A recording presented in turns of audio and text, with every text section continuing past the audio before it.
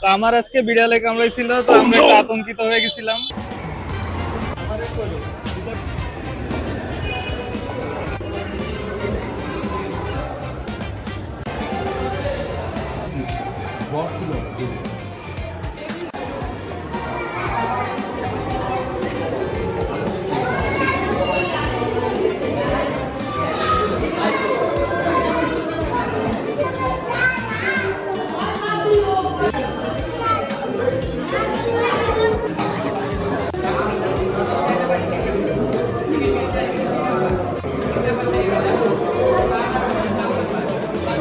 আসো পিঠা খাইতে যাই। একটু জুস খাইতা।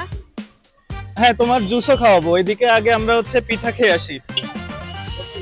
তো পিঠার দোকান এই যে এখানে পাইছি আমরা। আসো, এই পাশে পিঠার দোকান আছে। আমরা পিঠার দোকান পেয়ে গেছি এই পাশে। এখানে অনেক লোকের ভিড় আছে। এই পাশে মনে হয় এখানে হচ্ছে তোমার ভালো পিঠা পাওয়া যায়। দেখি তা কি কি পিঠা আছে? ওরে বাপরে, অনেক রকম পিঠা। মেঘ পাকন।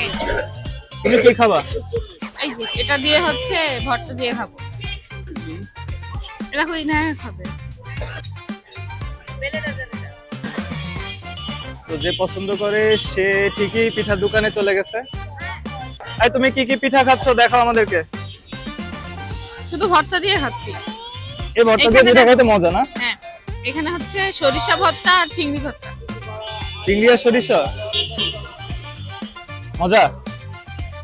হ্যাঁ, মজা তো। আচ্ছা, তো তোমার পিঠা খাওয়ার এক্সপেরিয়েন্সটা বলো। এই দোকানে কি তুমি অন্যদেরকে আসতে বলবা? রেটিংস দাও, কেমন লাগতেছে পিঠা? অনেক মজা।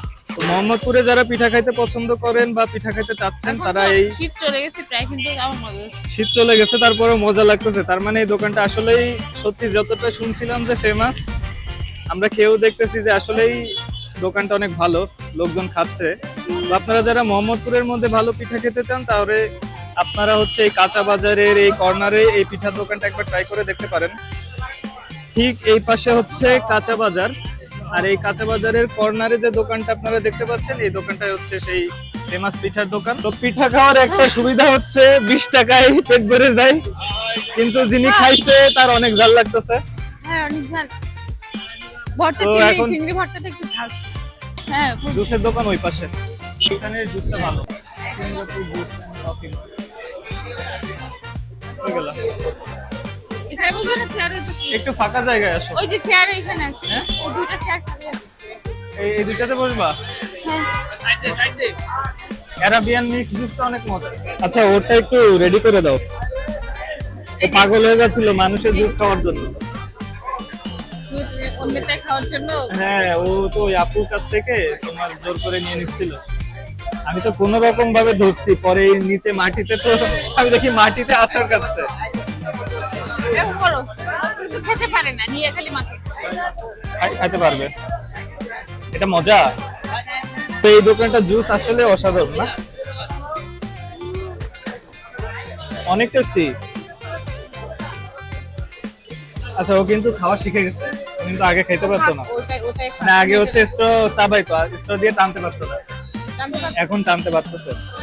ইয়াম্মি, টেস্টি, কিন্তু জামাই লাগায় না। হ্যাঁ, এই তুমি বারবার অন্যদেরটা নিতে চাও কেন? হ্যাঁ, হোয়াটসঅ্যাপে ভিউ। তুমি খুব খারাপ, খুব খারাপ তুমি। টেস্টি। আমাদের একটা ঘড়ির ব্যাটারির দরকার ছিল, বুঝছো? হ্যাঁ, ঘড়ির ব্যাটারি একটা দরকার ছিল আমাদের। ও হ্যাঁ। আসসালামু আলাইকুম ভাই। ব্যাটারি আছে? ওই যে পেন্সিল ব্যাটারি। ও অনেক মিষ্টি পছন্দ করে, তো ওর এক পিস মিষ্টি কিনেছি।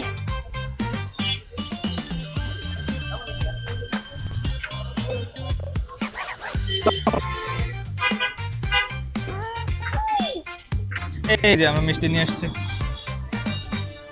তোর মেয়ে মিষ্টি পছন্দ করে, তো এই জন্য একটা মিষ্টি কিনে দিলাম ওকে। এই মিষ্টিটা ওর অনেক প্রিয়। হ্যাঁ, এটা অনেক মজা। তুমি একটু খাবা? না না, আমি আজকাল কিছু খাবো না। আমরা তো হচ্ছে অলরেডি জুস খাইছি, তো এটাও মিষ্টি ছিল। বাসায় হাঁসের মাংস রান্না করার করছে। আর এমনি মিষ্টি ছিল, তো জুস আর খাইলে কিন্তু হচ্ছে আমাদের শরীরের জন্য ভালো না। আর বাবু তো ছোট মানুষ, ওর ইনশাল্লাহ মাশাল্লাহ কিছু হবে না। খাও। তো গাইস আমরা হচ্ছে আজকে সারাদিন যা করলাম সেটা তো আপনারা টুকটাক দেখতে পাইলেন। হঠাৎ করে পিচ্ছি কান্নাকাটি শুরু করে দিছিল, তো আমরা বাসায় চলে আসছি। সেও একটু অসুস্থ ফিল করতেছে। তো আজকের মতো আমাদের ব্লগটা এখানে শেষ করতেছি। যদি ভালো লাগে আর কোনো মতামত থাকে তাহলে কমেন্ট বক্সে একটু জানাবেন দয়া করে। আল্লাহ হাফেজ, গুড নাইট, টাটা।